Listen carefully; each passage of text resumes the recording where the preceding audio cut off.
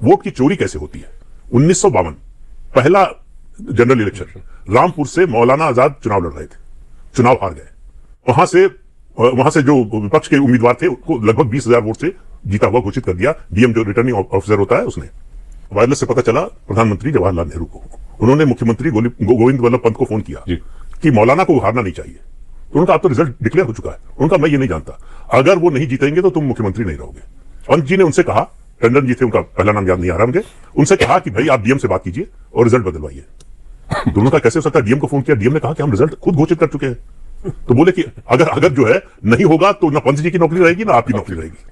तो उस समय जो पोलिंग का तरीका था वो हर उम्मीदवार का एक बक्सा होता था, उस पर कोई सिंबल नहीं होता था, कुछ नहीं होता था, कोई मोहर नहीं लगती थी। जो जीता हुआ कैंडिडेट था उसके बक्से से निकाल के वो मौलाना आजाद के बक्से में डाल दिया गया और उनको जीता हुआ घोषित कर दिया गया। किताब में लिखा गया, ये किताब में लिखा गया। तो वोट की चोरी इस तरह से होती है। वो एक ट्रेडिशन चला आ रहा है कांग्रेस पार्टी का।